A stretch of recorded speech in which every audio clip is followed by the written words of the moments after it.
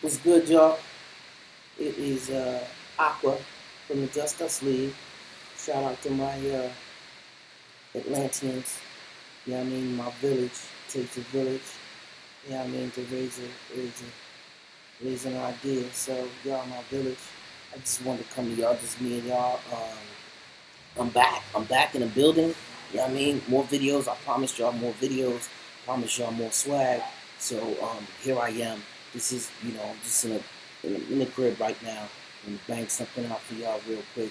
Um, did a dope live stream at the Hall of Justice yesterday. If you didn't get a chance to check it out, please check it out on Jody's Corner and J3 Entertainment. You are now rocking with Mr. Quanzilla. Yes, you are now rocking with the best. Yo,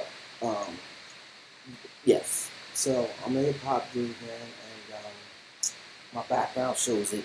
This isn't my permanent background. I'll take y'all in another room where I'm gonna record from my office in a couple different places. I just want to give y'all a little something, a little taste. This is my first Dolo review in my location. The other one was the J3 takeover. So we're here to talk about Ozark, man. And Ozark for me comes highly recommended. Okay, so I just wanted to talk to y'all for a second about it because I rock. I'm just adjusting. I rock with Netflix. I think Netflix is dope, B. HBO, Netflix,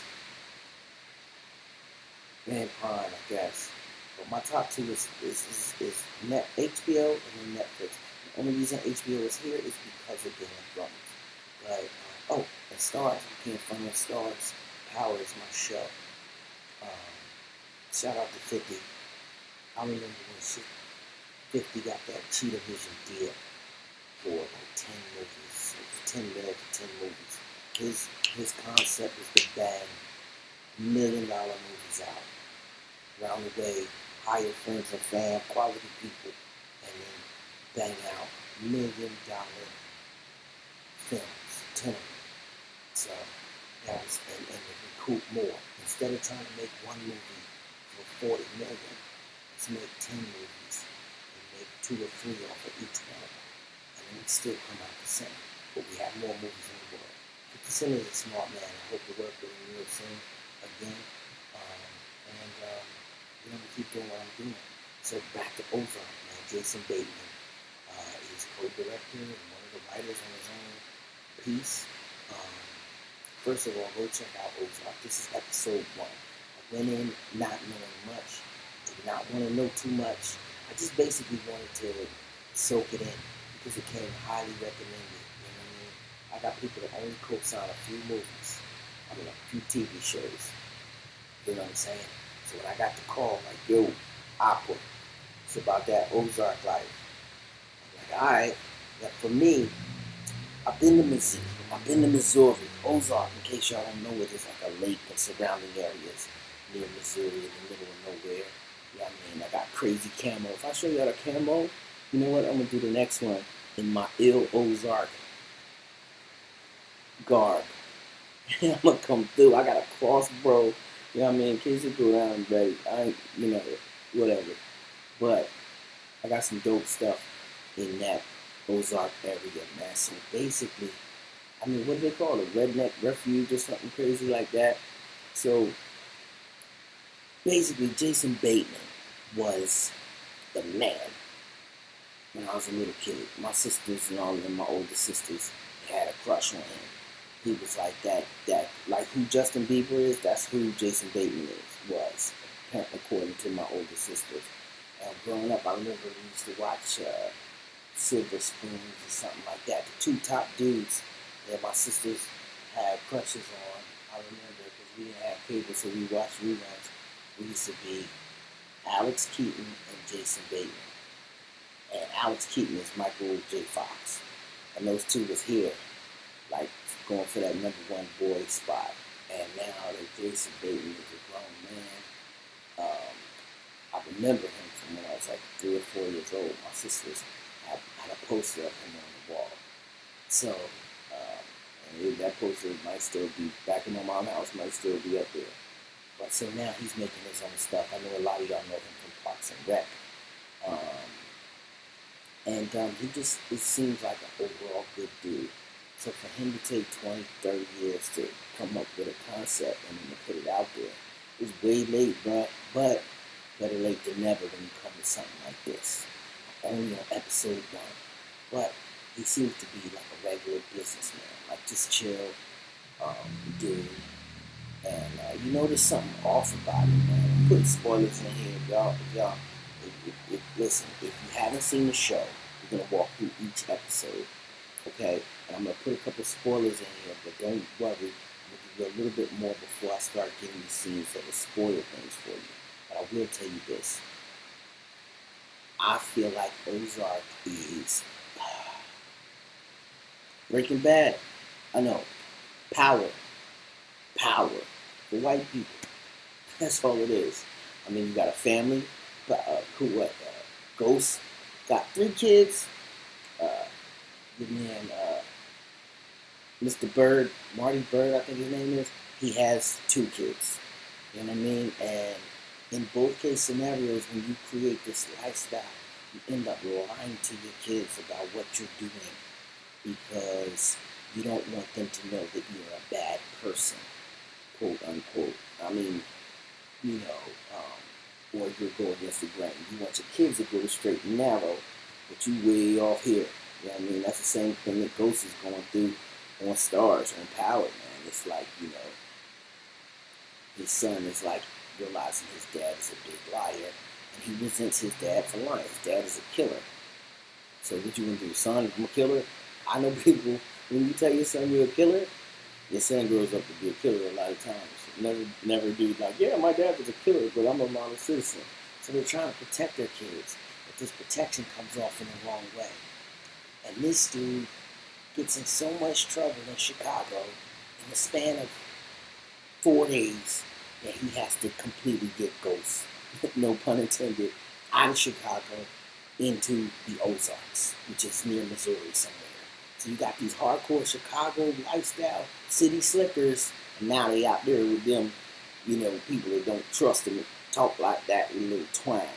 So I think it's going to be kind of crazy to see the relationships that go on in this small podunk sort of area. I've driven across the United States 5 times. I know every state except Alaska. I know Hawaii. I know Maine. I know streets in every one. Hacker. I've been on Hacker in Chicago, and they shot it in the oh man, they had some beautiful. I wish they could have spent more time in Chicago. Chicago was a beautiful city, man, and they had Chirac. They got big parks, but that park downtown with designed by Frank Gehry. I've been up to like the bazillionth floor and looked down in Chicago, man. It's a beautiful city. And that park with all that silver and you walk through there, I think it's called Millennium Park. You might have built it in 2000, but it's just a beautiful place to be. We go to Chicago, go pick me up some Garrett's and hit the park because the shots that they have in Chicago, it's like a nice blue. The cinematography in Ozark is banging. And they uproot and they head towards Missouri, which I don't know how long the drive is, but it's really not that long. I did the drive before. He's like trying to disappear, but you don't really disappear. That's not that far to disappear. You can't really disappear in the United States, I don't think. But there are some rural places where you can stay ducky boy low. And he's going to revamp this new town, and he's a money launderer.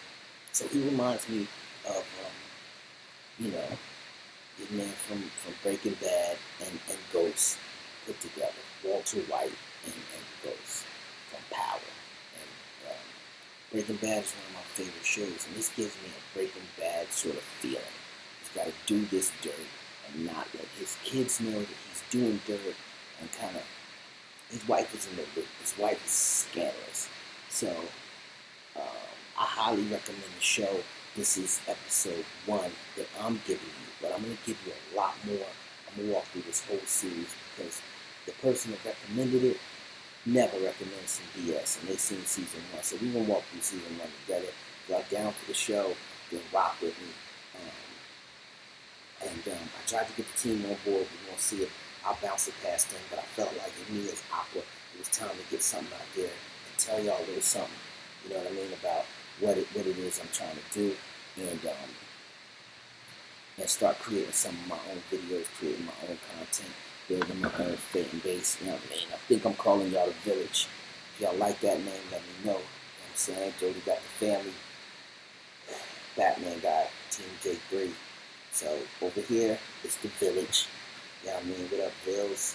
So Cornzills, Vills. Y'all my village. Y'all hold me down. You know, it takes a village to raise a child. I'm just a big kid in a candy store, you know what I'm saying? So y'all helping me get to where I need to be by watching, hitting that subscribe button, hitting that like button.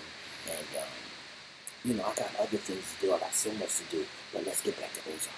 All right, so all y'all that don't want any spoilers, it's time for y'all to shut this video off and keep it moving. All y'all that watched it, let's go. First of all, I said y'all gotta go. Y'all don't want no spoilers. Alright, stick around if you want. So, Jason Bateman, man, starts off model citizen, boiler room type dude. His man Brad is the man. He grabbing chicks on the butt. He come in, and they're a little shiesty. You can tell they're shiesty because this mixed couple comes in, and a black woman with a white dude, married, which is a big push in Hollywood right now. So they're kicking it, and they're like, oh, we're scared to invest our money. We don't know. We're just kind of shopping around. The dude comes in like, yeah, well, we're going to close our doors. We're not going to allow any more financial advice for new clients. We're actually up to capacity. And they're like, no. So he's like, $5,000 will get you into the company right now. But other than that, I can't promise you anything. And that's a scam. That's a long con and a short con. And from the streets, you know that he comes in. I don't know whether it's the red herring or all the terms from Iceberg Slim, but it was a con. They ran a con on this little couple, and the couple threw their money up, I'm sure. I don't know if we'll ever see those couple again, or they just want to establish that these guys aren't really completely legit financial advisors. They're kind of shysty, you know what I mean? So basically, they came through with this janky deal, and the couple jumps on it. But meanwhile, while he's talking to them, he's watching sex on his computer, on his desktop computer. So the wife is sitting here, the husband's sitting there. He don't blink an eye, and he's watching somebody like totally get it. It's kind of crazy. And you're like, why is he doing this? Is he some sort of like weirdo or like kind of derpy or what is going on? It feels like a creep. So you're like, why is he watching sex and talking to this couple about their financial business? And the couple can't hear it. They're just watching room footage. So then we go home. They look at some new location and whatnot, and it's like this beautiful space. Jason Bateman's like, it's all right. You could tell Jason Bateman don't want to spend no bread, but his man Brad is trying to ball out. Let's get it. He grabbing the real estate agent by the butt and just being like, super privileged, boss type. Yeah, let's get it. I put my office in this wing overlooking the city over here. You put your office on that wing. We can run everything. And the space is gorgeous. And the view is gorgeous. Jason Bateman's like, nah. So, I don't know. Jason Bateman is really frugal and really conservative. So then they leave, right? And when they leave, he goes on. He after he leaves that event, you find out that he is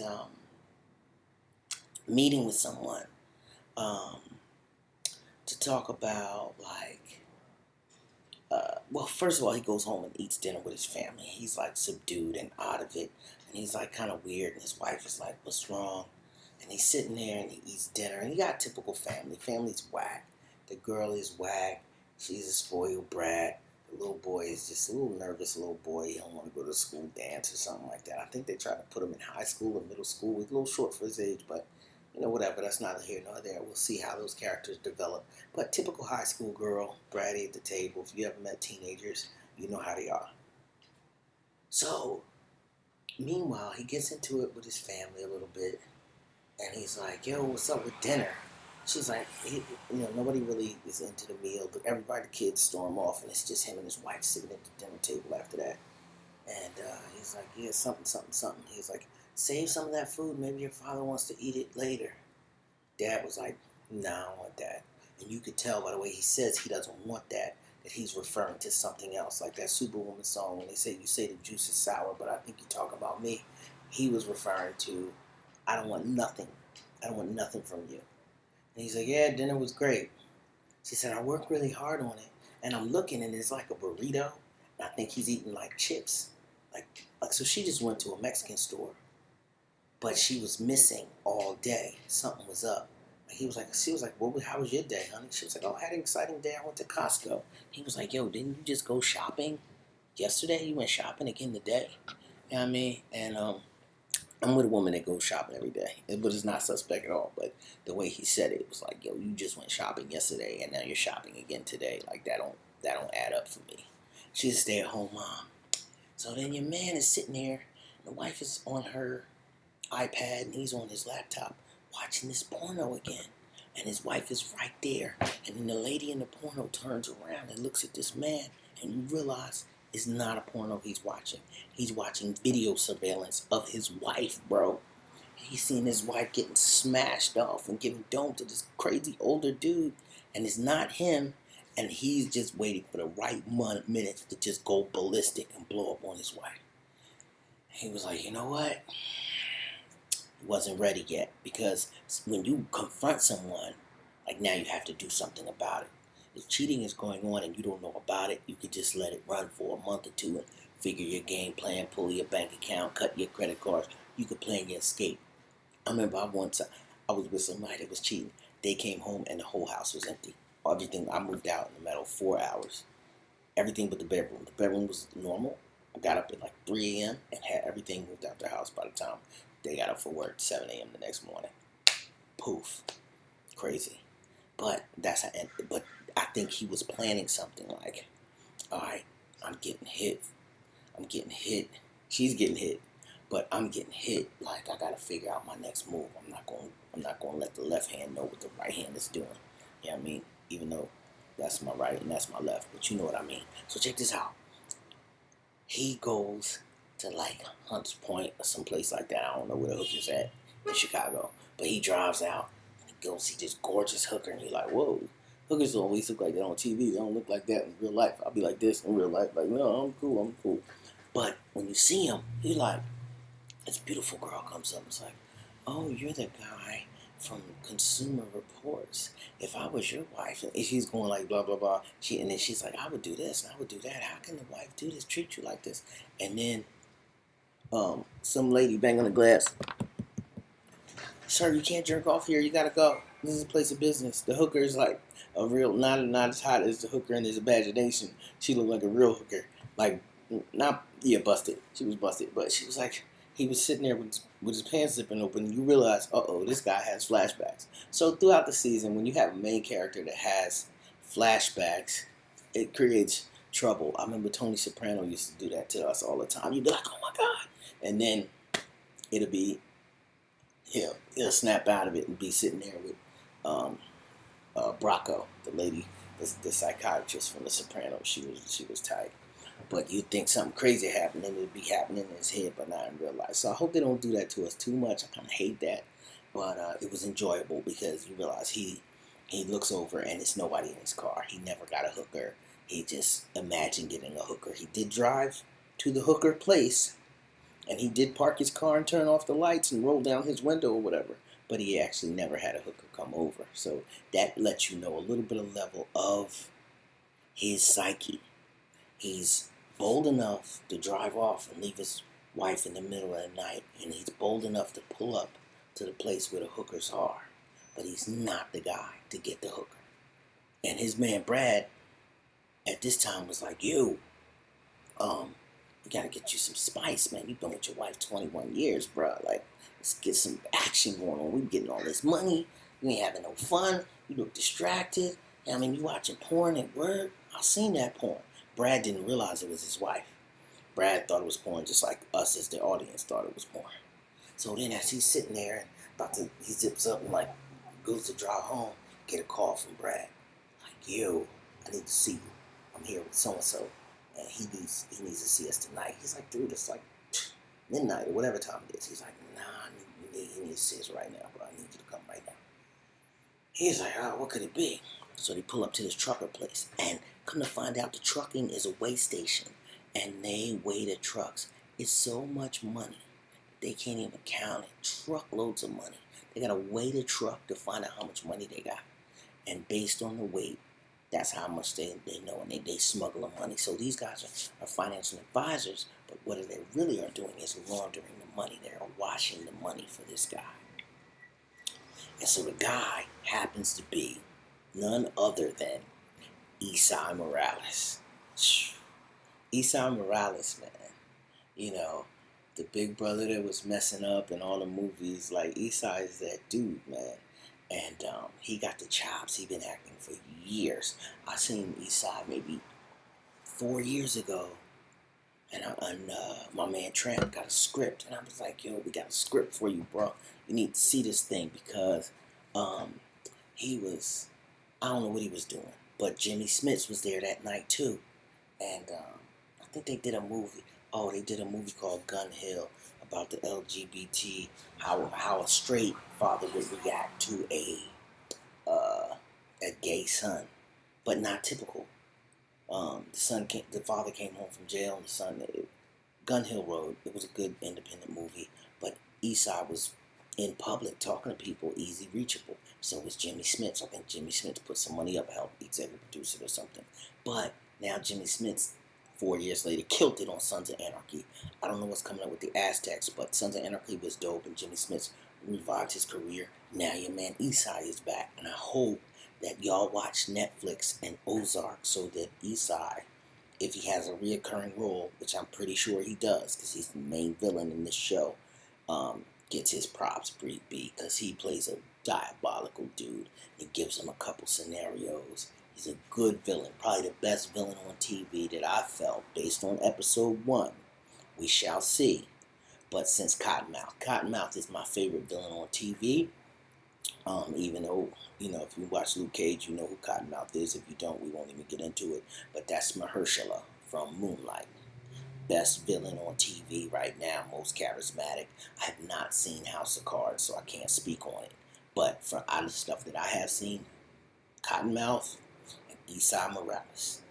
So Esai's sitting there like, ready to bang somebody. He's like, listen, y'all, I'm missing $5 million, and I know all of y'all have been in cahoots hiding my money. And they're like, nah, we weren't doing this, we weren't doing that.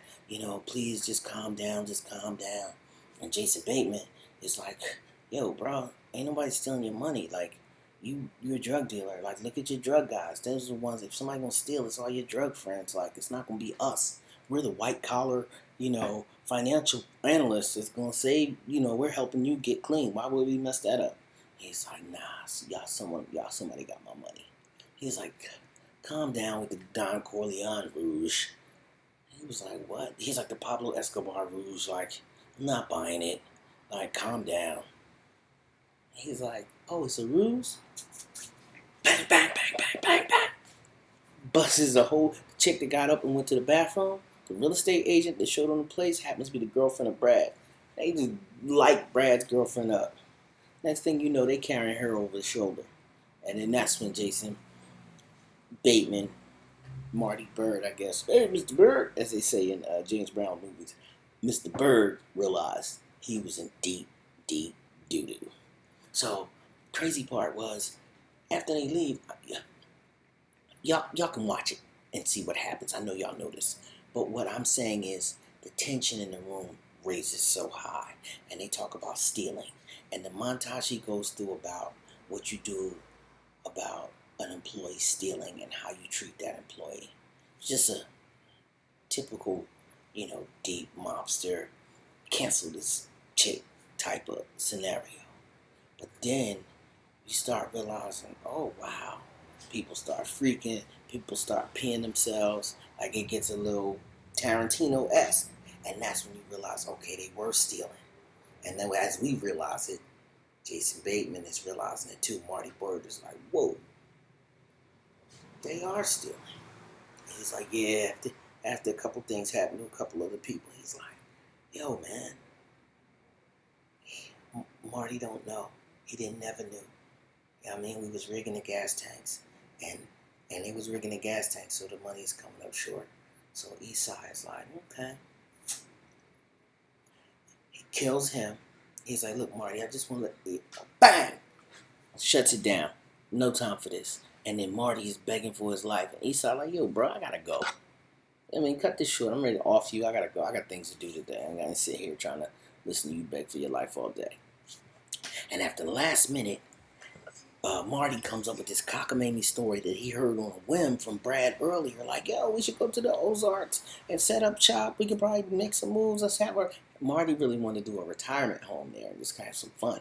But this little brochure in Marty Bird's pocket saves his ass and everything he knows to existence, because Esai was ready to make him a memory and his wife Wendy a memory. They was going to orphanize them kids within 15 minutes. They pulled. He said, listen, you got 48 hours to get me $8 million. So $8 million in 48 hours. He's selling his house. He's selling his stocks. He's pulling all his stuff out.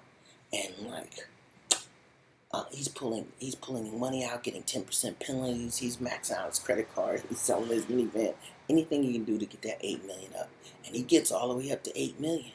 Because he was cash poor, but he had $8 million worth of assets. So he pulls that whole thing together, and Esai Morales is like, okay, so he's like, so Esai lets him live. So since he lets him live, but you got 48 hours to get my money. Once he gets that money, Esai is like, let me see, watch this money now. Take that, go to Ozarks. I don't want to hear from you. I don't want to see you. You got 24 hours to live. Nah, really, he's like, you got 48 hours to get out of town. So once he gets out of town, they pull back as they drive into the Ozark, and they show this beautiful, lush greenery and scenery. Like, this is beautiful on my television. Like, the music is playing. You know, the kids is mad because they got uprooted. They found out on Wednesday that they moving on Friday, and that was it. But before that happens, the wife, craziness happens with the wife, and Esai must have had eyes on them for a long time, because the wife gets killed, the wife gets killed, the husband, the wife doesn't get killed, the wife's lover gets killed, and they off him. The way they off him is beautiful. So if you're gonna tune in, I'll let you enjoy that. It was like surprising. He was ready to divorce the wife, and then this wife. The lover's dead, so what's the point in getting a divorce now? They gotta keep everything together for the family. They gotta keep up appearances, but they gotta get goals fast. And that's the beginning of the setup for level 1. And level 1 is just amazing. So I'm thinking, if this is something y'all want to see, then we'll rock further and do more joints. Like, we'll check it out. Like, it starts off very intense. It does not disappoint. So if you thinking that this show is going to be slow moving, not. If you don't know what Ozark is, it's just a place he moves to, and it's a weird name. The letters are O, like that Oregon, University of Oregon O. But I think that Jason Bateman is going to deliver. And Netflix needs to give him a season 2, because nobody wants to wait all that time for a season 2. You know what I mean? Netflix, if y'all are watching this review, I want you to know this. YouTube says you need to do hundreds of videos before you can build a fan base. You can't do one season and just expect a fan base unless you have a huge draw. Now, Jason Bateman is a great actor, but you want, the press hasn't been crazy and the advertising hasn't been crazy. So we're gonna have to do this word of mouth. If y'all rocking with Ozark, rock with me, retweet, post, follow me on Twitter, you know what I'm saying? Follow me on Instagram, and let's get this show moving, man. I think we could do a grassroots thing. Ice Cream Man's here. Time for me to get my dessert, get out of here, and that's about it, man. You know what I'm saying? Where's ice cream trucks in Atlantis? I don't know.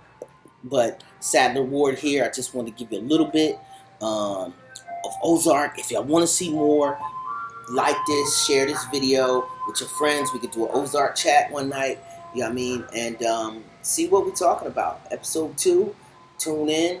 I'm only on episode 1. I'm going to walk y'all through each episode, and I'm going to react to each episode. Episode 1 is solid storytelling. I'll probably go in a soundproof studio next time. This is my I'm in my home, you know what I'm saying? So I just wanted to give y'all a little something.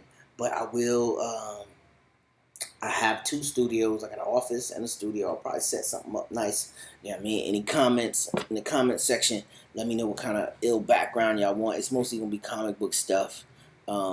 That's where I live and film stuff. I'm a film buff. I'm an artist. I'm gonna make some stuff with y'all. So this is just one of many videos y'all gonna see. I'm gonna do the whole season of Ozark if y'all interested. And that's about it, man. Who knows? They just got to Ozark. They're gonna live in a hotel or something like that. They got $8 million in duffel bags in the car, and they can't spend none of it. He got 5 years to get this man to Washoe. $500 million in the middle of nowhere. So he gotta find a quiet town and tie it down. You know what I mean? But yeah, the family dynamic is a couple that's not together. Instead of Ghost cheating on the wife is cheating on the husband, and they still both lying to the kids. So it's a lot of similarities between Power and Ozark so far. Crooked dads, and Walter White, a big comparison.